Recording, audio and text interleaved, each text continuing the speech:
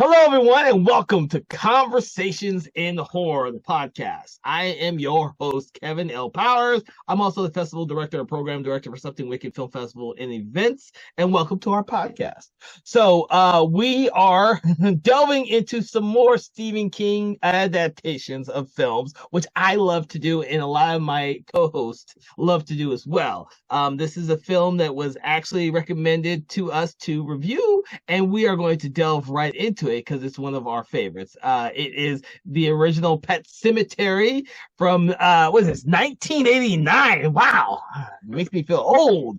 And to talk about this movie from the late 80s, I have Philip Wray and Dave Watkins. I want to thank them for joining us for this conversation.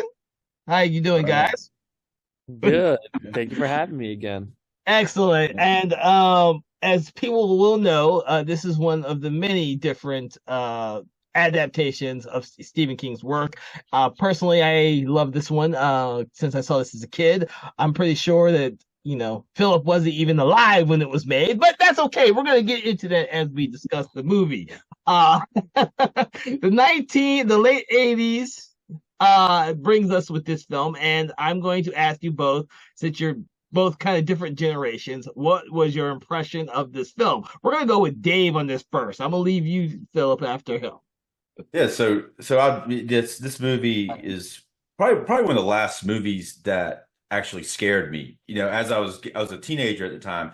It's the last movie I can remember being scared of. But before that, like a lot of movies were scaring me. But this one, it was weird too because I saw the first probably half of it. Like first, I was over I think my aunt's house, and I saw the first half on TV. But something happened where I wasn't able to watch the whole thing. So then later, I read the book. And then I watched the second half of the movie. I think the second half of the movie, I watched the whole movie then, but the second half of the movie, especially at the end when he goes back into the house to kill his son and to kill all the undead, during that part is the part that scared me. I remember I was watching it and I was like, had to stand up and go around the corner and look back around the corner to watch it. So that's the last time I remember ever doing that. I think maybe one other movie after that, but then something clicked and I'm like, shit, it's just a movie. What the fuck am I scared about? It's All right, what about you, Philip? So, like you talked about, I was obviously not alive when the movie came out. But so fun fact, this was my first ever Stephen King product. Like I ended up seeing it, I think I saw it on TV somehow. And it was my first ever property of Stephen King's that I watched. And honestly, it's honestly probably my favorite Stephen King story, to be honest. It's there kind of there too, but Pet Semetray honestly stuck a real chord with me when I watched it. Was it the edited version you saw it the first time, or was it the straight up version? I think it had to be an edited version because whatever was released on TV. Yeah, had commercials and all that, but yeah, it's kind of cool though. There's something about those commercials at the time it worked, but now it's like, no thanks. So I'm gonna one up both of you only because I was probably 12 or 13 when I saw this for the very first time because I saw this movie at the theater.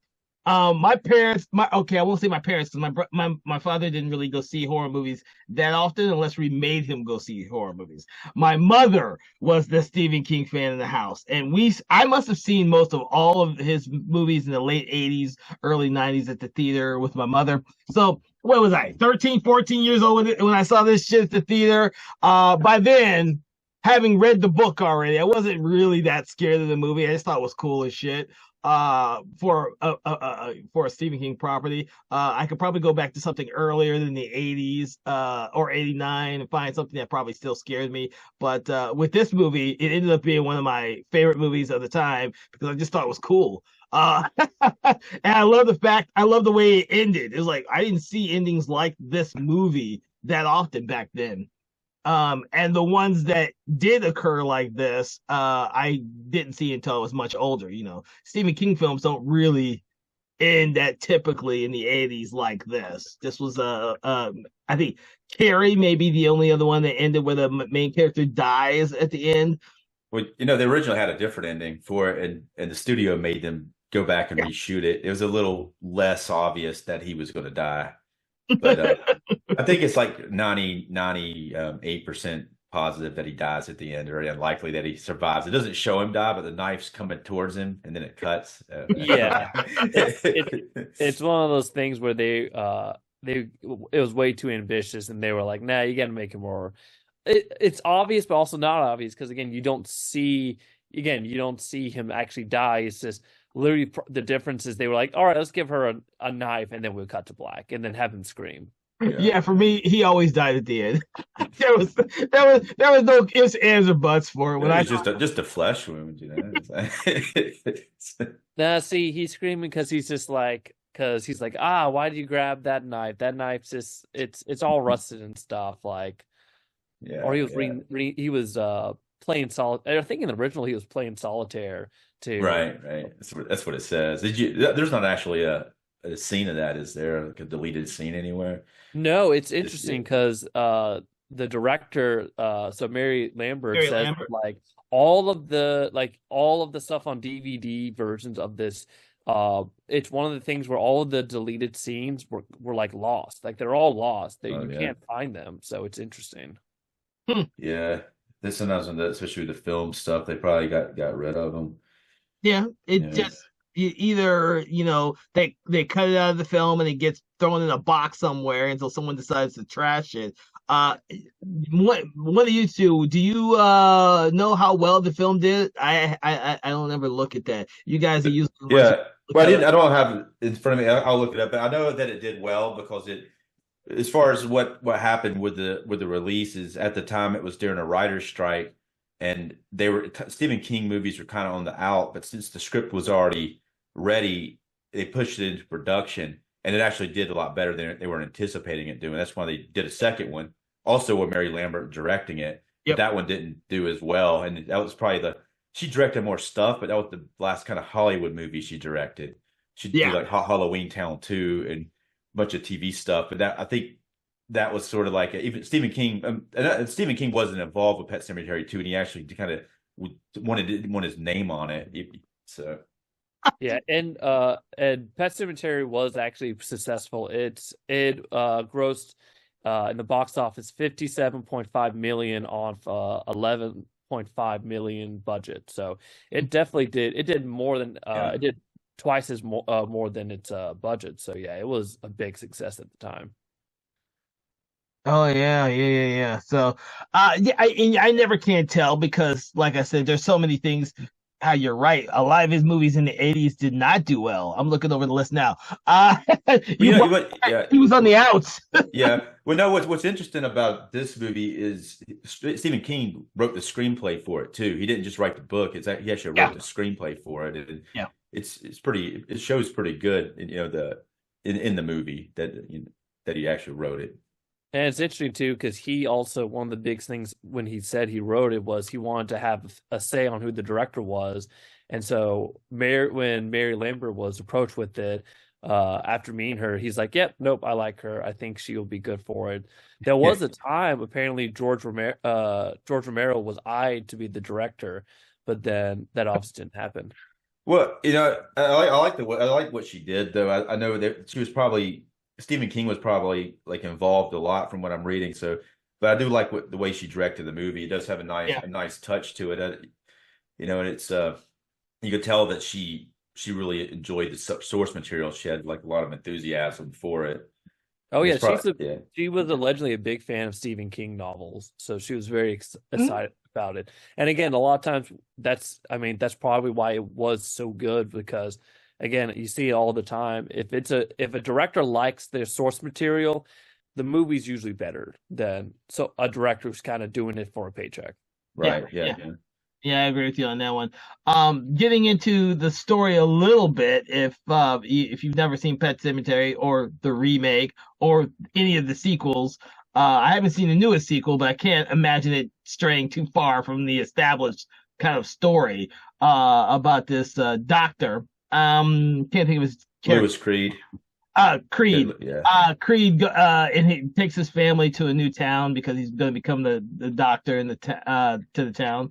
Kind of like arachnophobia. Arachnophobia. Yeah, I was Yeah. the same thing. I'm like, wait Yeah. a second, this sounds like arachnophobia when I'm saying it out loud. Yeah. This is right. Are you talking about arachnophobia now? I just thought the same damn thing. We're on the same wavelength there. And of course, he gets this house that happens to be across a very busy freeway. Unfortunately, fortunately, he has a couple kids and a cat, and some of those people don't. I'd say that's unfortunate for what happens in the movie. So Well, it is. Everything would have been fine had he not had kids and a cat, I think. Is that He just picked a different house, not near a fucking highway.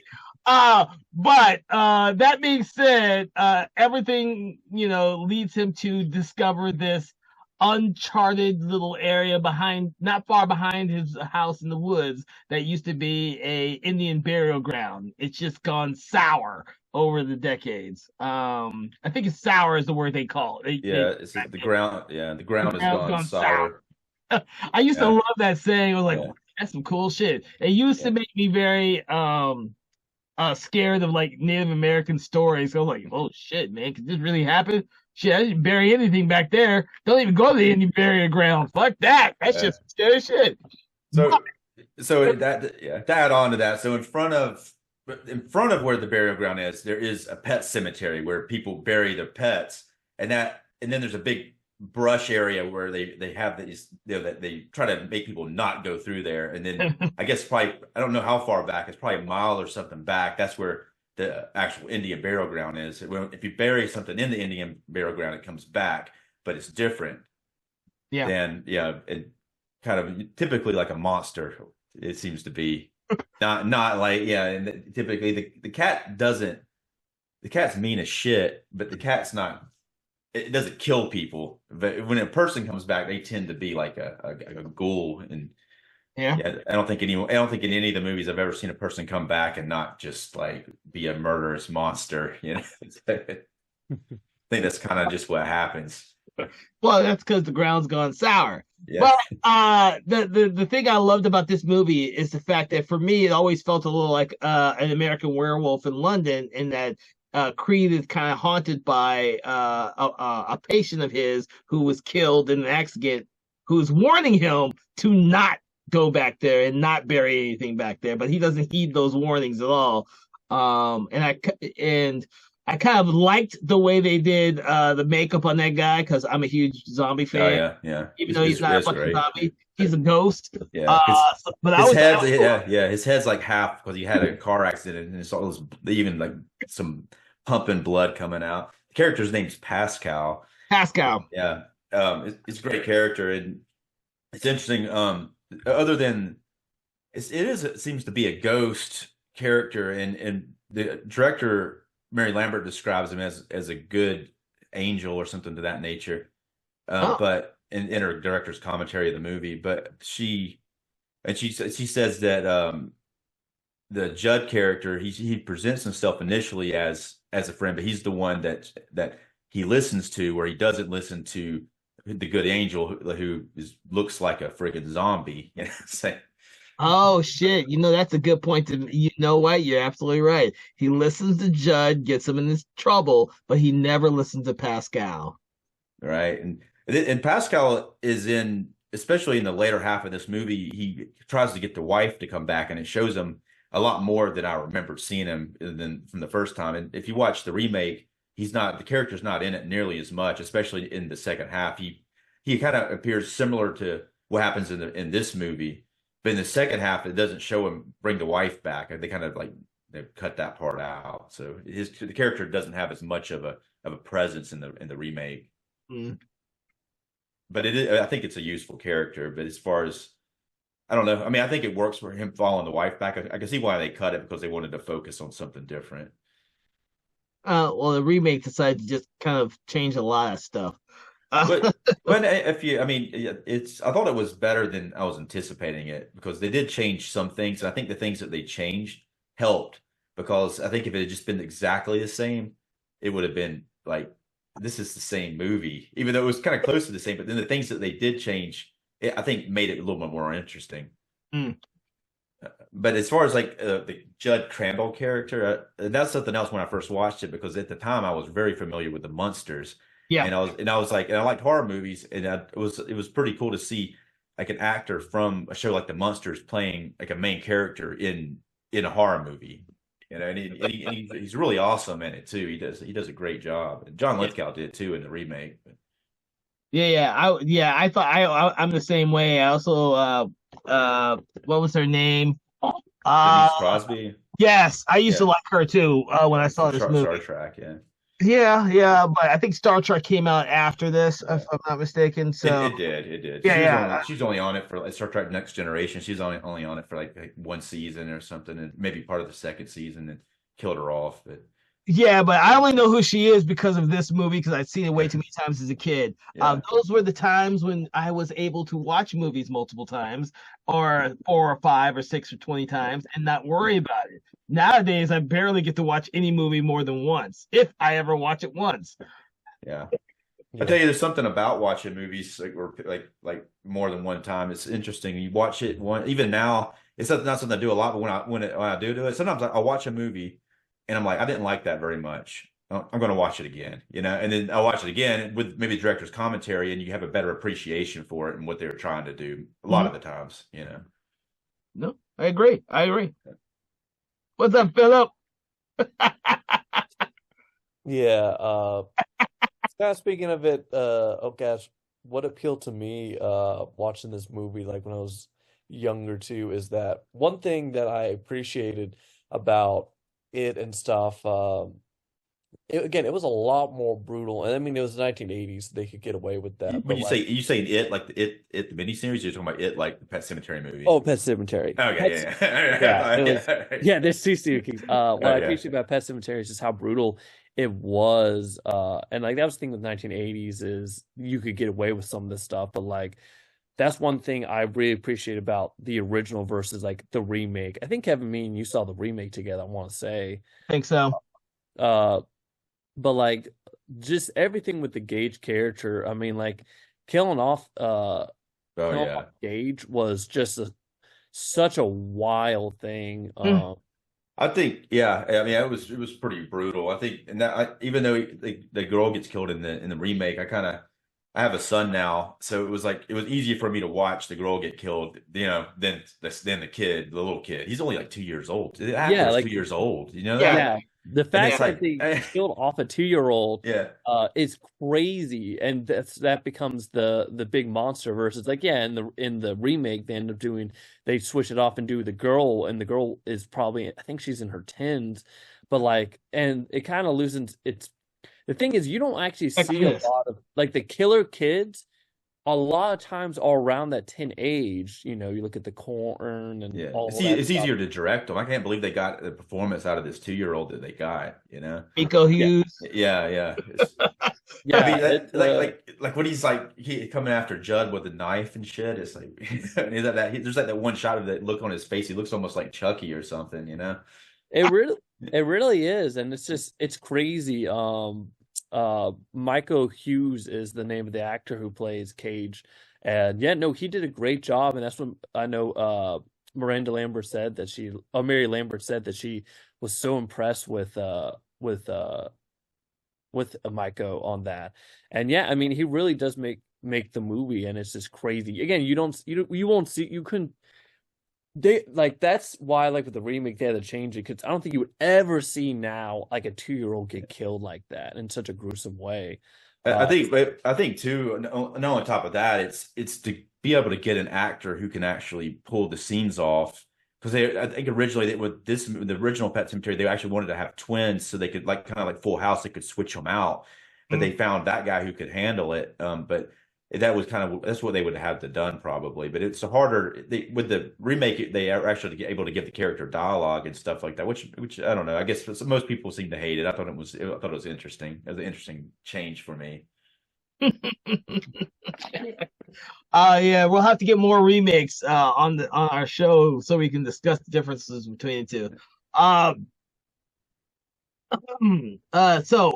Thinking more about pets. Let me ask you: have either of you ever read the novel? By the way, Yeah. I think I actually have yeah. not. Oh, Oh, yeah, okay. yeah. You know, we don't speak about many of the original authors of some of the movies that we actually talk about. So it's interesting that we do a Stephen King film because and a film in which he actually assisted with the script on this film because we all know that he loves to make cameos in most of his films, not so much the sequels, or the numerous sequels of stuff out Yeah. there, but definitely some of the original ones. And he had a huge hand in this one, like he does a lot of the TV movies that came after this.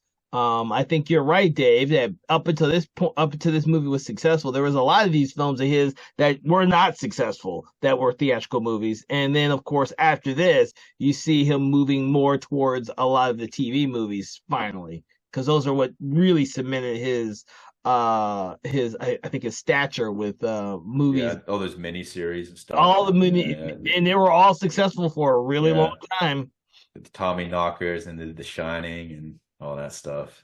So I like to bring up Stephen King because he's such a vocal. He's not a filmmaker. He only did one movie, and he just kind of says he's never doing another one again. But such a vocal supporter of the film arts. And so I think it's unfortunate too because that apparently he was coked out of his mind when he's doing Maximum Overdrive. But I mean, I don't know. I mean, it seems like he would be a good director. I just think that he was under bad circumstances at the time, you know. I think so too. I think because it was his first film and the fact that he probably didn't, he's like, I see him as that guy who just loved to be on set where a lot of movies. And then when he was given the opportunity to direct a movie, he didn't really bother to learn all the stuff from all the people he was on set with. Yeah, So yeah. he just muddled through it Right. and doing it and then said, I'm never doing it again. Right. Yeah. Well, I guess he just would rather stick to writing the novels, which makes sense. Otherwise, he wouldn't have as many other stories. He'd be kind of caught up in. He'd be like a Game of Thrones with George R. Martin, and just can't even get through the next novel. You know. I think you're absolutely right. If he had stuck with trying to direct movies, he would never get anything done. Although that being said, I could always mention Clive Barker, who doesn't fucking do any more movies and doesn't seem to fucking write a book more than one every 5 or 6 years. So I should. Yeah. All right. Writer's block, I guess. We're not giving a shit. It's like, fuck Yeah. it, I got some money. I don't need to write a book. Well, one of the things is, and you mentioned, Dave, about the movie, or maybe it was you, Philip, I can't remember all of a sudden, is Mary Lambert, who didn't do many films outside of this one. I mean, I know she did like the Tales from the Third movie. She did like did she do the movie? I think she did an episode of Tales from the Crypt. She did the Ritual, or I think it was Ritual was the third. Oh, did she? Okay, yeah. Oh no, it was collection completed. No, it's the stupid one. Can't even think of the name now. Is one with Tim Curry in it? Is there something? No, there was a third movie that just presents the one where you say her name in the mirror 5 times. Bloody Mary? Bloody Mary! Fuck me. Are you sure? I'm pretty sure. I'm pretty sure it's called. It could be right. It could be. I don't know. I never heard of that, but no, I've heard Bloody Mary. Obviously, I never heard of that specific movie. But let's just go with it. All right. So she directed Bloody Mary. But she was. I always thought that she was a really good director. Because she did one of my other favorite films she did was The In Crowd. That's the one I really liked after Pet Semetary, which no one saw, I don't believe, and now I probably need to put that on my list of films that we need to talk about because I don't know if either one of you saw that. But is that a horror movie? Yeah. Okay. It's the third Urban Legends movie. Urban Legends Bloody Mary. It was a direct-to-video. That makes more sense. Yeah. So I kept thinking it was Tales from the Crypt had the third one called Ritual, which had Tim Curry's in that one. The guy from Nightbreed, what's it? Craig Schaefer. Yeah, Craig Schaefer. I get them confused sometimes because they were both to me like these throw-on third part sequels. Yeah, I hadn't seen Ritual, but I don't know. Obviously, it's not as good as the other two, from what I've heard. No, but it follows the story of I walked with a zombie. I think it's the Jacques Turner movie. I Walked with a Zombie, where it's a voodoo zombie type of story. Like white zombie sort of thing. No, not that one. Yes, I liked her directing style in Pet Semetary. I think she lost it in the sequel because I didn't find the sequel nearly as entertaining. The only reason why I like that, I can watch that movie is like I kind of said, oh, Edward Furlong, he was cool in Terminator 2, and he's still doing the same type of character in this movie. Yeah, I don't know. I mean, Nick Clancy Brown is pretty awesome in that. I think that but the movie kind of goes off the rails, but it's the only one that's funny though. It kind of doesn't take itself serious like all the other ones, but it kind of at the same time almost makes a mockery out of the idea of Pet Oh, Sematary. you know what? I didn't think about that. See, I haven't seen Pet Semetary 2 in probably at least a decade. But I'll tell you, yeah, I don't. It also has Anthony Edwards in it as well, which from ER. I will say, she did apparently originally for Pet Semetary 2, Mary actually wanted Ellie to be the central character of it, but Paramount wasn't comfortable about making a teenage girl the lead, so they completely rewrote the story. So Or a teenage boy. yeah, so in fairness to Mary, in that situation, Pet Sematary 2 probably would have been better if they went with her idea versus what we ended up getting. Yeah, you're right. Yeah, you're right. I still like Pet Sematary too, but I do think they kind of there's something interesting that they did in that one that they did in all the rest of the movies past that they don't do in the first movie. When Clancy Brown's character dies in that one, and they put him in the Pet Sematary, which was a real dumb idea to do, but then he comes back and then he kills somebody else. He brings that person, puts them in the Pet Sematary, and then brings them back. And in every one of the other movies, including the remake, they do that, which makes it a lot more threatening. If you one of the zombies, like wherever they are, ghouls or wherever they are, can kill somebody and go bury them and then have an army all of a sudden, you know. You bring up a point. I never realized that. Probably because I haven't seen the second one in over a decade, and I haven't seen the remake more than the one time I've seen it. That's an actually interesting concept. I will now have to rewatch those to see it from a different eye. But I think in the remake when they do it, like the whole family, they kill each other and then they keep bringing the other family members back, and it ends. Yeah. And I thought the ending of that one was as brutal as the original. It was different, but the little kids in the car, and then they're all surrounding them like all zombie like. I mean that's pretty freaking scary, like Yeah, I remember that, and when I first saw the remake, I said, "This is stupid." But but because I have my brain thinking it needs to be like the original. I think now that I'm older now, because I can't remember when that fucking movie came out. It was like 2 years ago, so 2019. Oh, really? I think it was 2018 or something. Oh shit! I'm about to say I'm older by 2 years. Yeah. I've learned more. Now that it's been 3 years, I think maybe when you saw it, and maybe I'm thinking wrong. I just saw it for the first time recently, and I was thinking it was going to be like a piece of garbage from everything I heard about it. But I think maybe I went in thinking it was going to be terrible, and I was like, wait a minute, this is a lot better than I thought it was going to be. I don't know. I wanted it to be like the original. I really did. And when I saw the ending to the remake, I was like, "What the hell?" What the hell did what? Yeah, because the girl survives. She's the only surviving character of the family in the original one. So you're thinking maybe they're going to have the kid survive, which is pretty brutal. Again, killing the kid, but not showing it this time. Yeah. Interesting. See, now I have a new reason why to rewatch those movies. Because I had no plan of rewatching them. I'll say that now. It's interesting too, because in the remake they mentioned about like the reason all this is going on with the land is because of the Wendigo, which they hinted, which also that's from the book, but they never talk about that in the original. And originally there was like two kind of hints they put into the original about the Wendigo, but they actually mostly cut that from the original. Right. Yeah. There's two hints in the movie. Something that's interesting about, and I think this is a big question that's I think everybody's always thinking this is like, why does Judd tell him to bury the cat in the Pet Sematary when that kind of sets everything into motion? And then even in the I think in the original movie, well, I know in the original movie, but there's a scene where he Fred Gwynne's like he's talking about it and he says, "I don't know why I did it." But I guess he kind of explains his actions. But I think that it was almost like a compelled thing, and he's very convincing in that movie when he in the first one. In the other movies, they go even a little further with it because they knew that people were thinking why. And so they add these crazy whispers that are coming from the pet cemetery. Yeah. Anybody who lives around it is being affected by it. I guess in a way that in the first movie that is in place, but it's not really needed because you accept it anyway. Mm. I mean, what do you think about as far as No, why he does it? you know what? You bring up something that's very interesting for the remake. I absolutely think that is because I never could understand after rewatching the original so many times. I never could figure out why he would do it anyways. I always thought it was weird.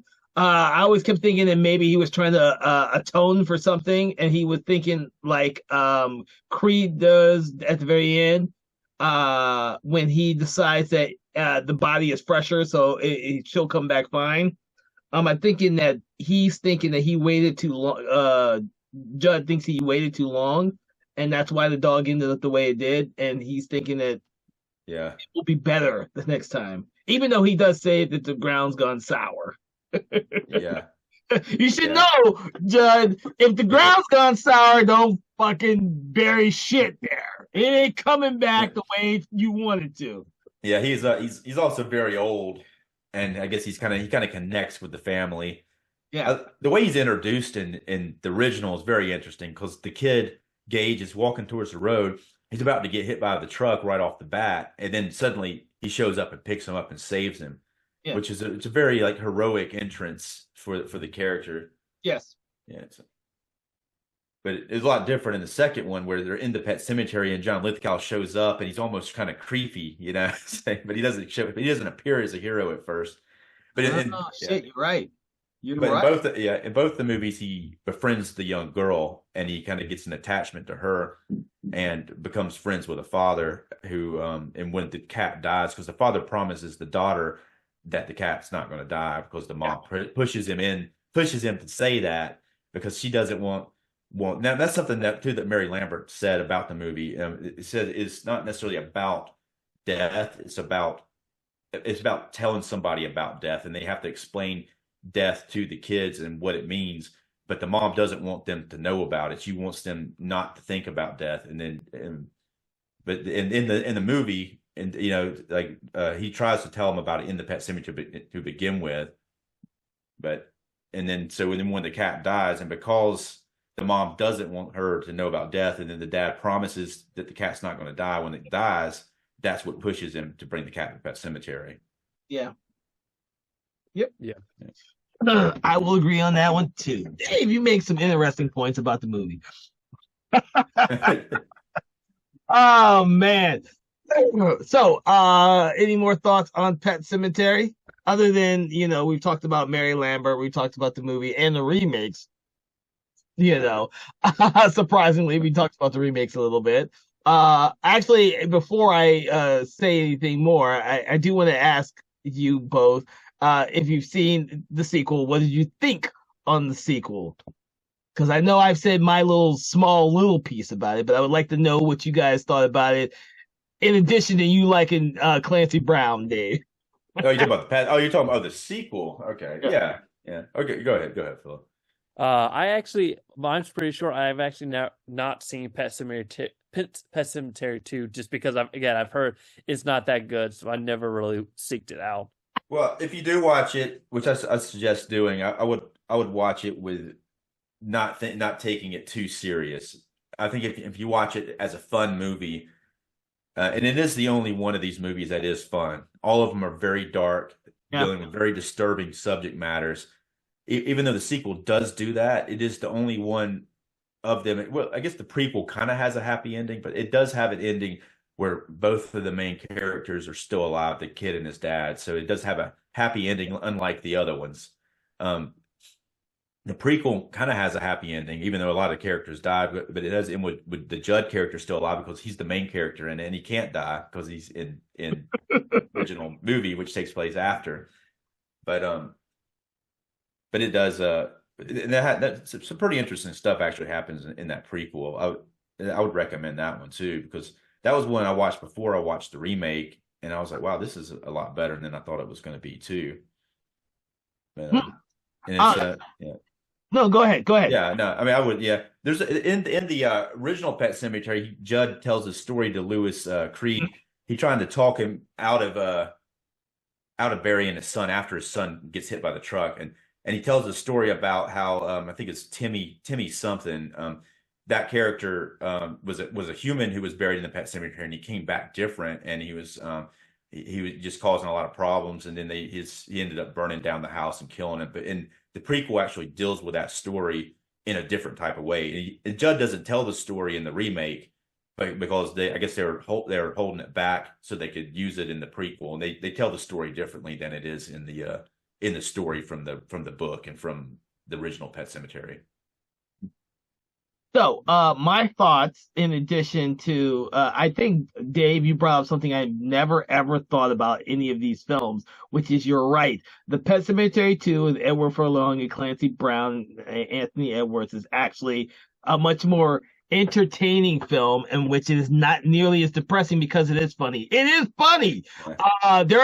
You're seeing the entire story from the perspective of these two teenage kids. Who just, and of course, Clancy Brown stills the scenes he's in because he gets so maniacally crazy once he's back from the dead. You know what? That took me out of the film before now. Right. I kept thinking of, oh my God, it just changed everything so much. But to be honest with you, I think it falls in line with a lot of the films that Edward Furlong was doing at the time. Brain Scan, he did this. He was doing a lot of horror movies and kind of branching out, but they were all kind of like this horror/comedy little bits in it, and I think it worked well. I will definitely have to rewatch that one just to see it from a different perspective.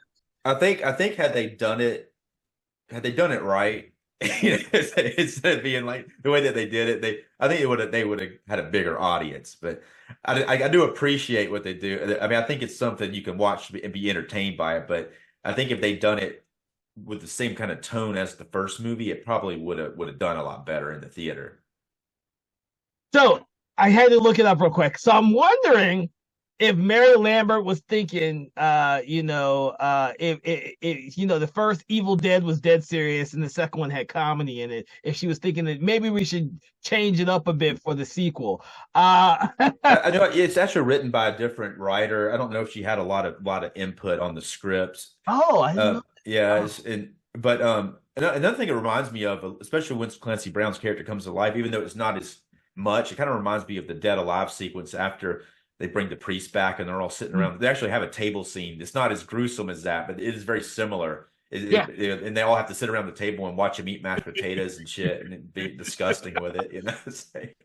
Yeah, since we've done a show on Dead Alive, I've recently rewatched that and remembered a lot of that I had almost forgotten. Yeah. I do think after our conversation that as a person who hasn't watched these movies in a very long time, other than the first one and then when the remake originally came out, these films, the franchise, I'll say a franchise, is something I'm going to take another look at because you brought up some certain things, aspects and changes that they've made with the two recent ones that probably elevate the franchise more than what I was giving it credit for. I was, and because I've read the book and I'm a old school Stephen King fan. I don't think you're alone in that. I think there's a lot of hate for both of those movies, but they were better than I thought they were going to be when I watched them. Yeah, I think I should. These are films I'm going to give another chance for that whole reason. And like I always tell everybody who's listening to our show, we hope whether it's a film you like or dislike, our conversations will help you go back and reevaluate films that you either didn't like on originally watching them or that you actually really did like but didn't see or hear some of the points that we make here. So this is actually a very good conversation in that regards because we've touched upon mostly the first two and the first remake. Since none of us have seen the sequel other than you, we can't touch on that one nearly as much. But I will definitely have to check them all out. Any final words about Pet Semetary or any of the other films in the franchise that you would like to say? Because after I watch or rewatch these movies, we might have to do another episode on one of the remakes or sequels. Yeah, I just would like to say that sometimes dead is better. I agree. You know what? I used to say that line all the time because I fucking loved this movie when I was a kid. I would tell people this shit, and the only person who knew what the fuck I was talking about was my mom because she had seen the fucking movie. Just keep saying that. Yeah. It's that doesn't apply to every conversation. Calm down a little bit. Sometimes dead. Yeah. All right. I want to thank you two for joining us on this conversation of horror in which we delved into Stephen King's Pet Semetary, the first one from 1989. We hope that you've enjoyed this diversion in conversation. Don't forget to check out some of our previous episodes that we've done, and make sure to check out our companion podcasts, Conversations in 4Color, which is exclusively on the Patreon page. Make sure that you subscribe, like, and do all the things that social media makes you do. And we hope to see you on another episode. Everyone out there, from all of us here at Conversations in Horror, have a good day. Conversations in Horror is a Broken Lighthouse Pictures production, produced by Kevin L. Powers, executive produced by Kelly A. Inoka, and originally filmed via Zoom technology. Conversations in Horror is hosted by Kevin L. Powers and co-hosted by various horror film lovers and filmmakers. To learn more about Mr. Powers, please make sure to check out his Patreon page and other social media platforms. Conversations in Horror is copyright 2024 Broken Lighthouse Pictures production.